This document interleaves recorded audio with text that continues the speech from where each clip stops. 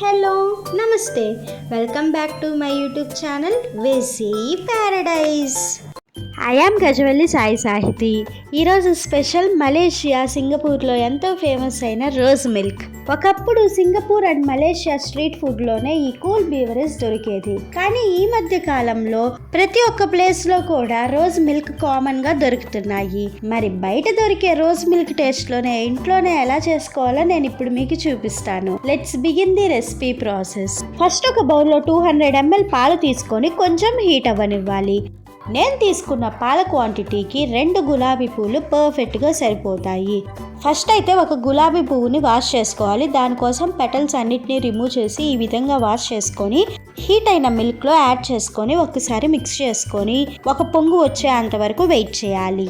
ఈ విధంగా ఒక పొంగు రాగానే ఒక్కసారి మిక్స్ చేసుకొని ఇంకొక గులాబీ పువ్వుని ఈ విధంగా మెత్తగా పేస్ట్ లాగా గ్రైండ్ చేసుకొని అది యాడ్ చేసుకొని ఒక్కసారి మిక్స్ చేసుకోవాలి.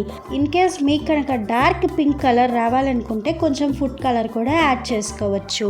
ఇలా కలర్ చేంజ్ అవ్వగానే 1 టీ స్పూన్ షుగర్ యాడ్ చేసుకోండి. ఎక్కువ స్వీట్నెస్ కావాలంటే ఇంకొంచెం ఎక్కువైనా యాడ్ చేసుకోవచ్చు. వన్స్ షుగర్ మొత్తం మెల్ట్ అయిపోయిన తర్వాత స్టవ్ ఆఫ్ చేసుకొని పూర్తిగా చల్లారనివ్వాలి. ఈ విధంగా మీగడ ఫామ్ అయ్యి పాలు పూర్తిగా చల్లారిపోయిన తర్వాత ఫ్రిడ్జ్లో ఒక 1 అవర్ ఉంచుకోవాలి.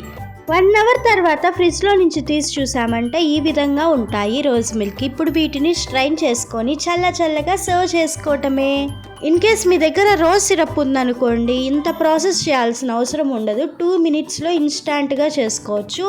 ఆ ప్రాసెస్ కూడా నేను త్వరలోనే మీ ముందుకు తీసుకొస్తాను. రోజ్ మిల్క్ రెసిపీ నచ్చిందా?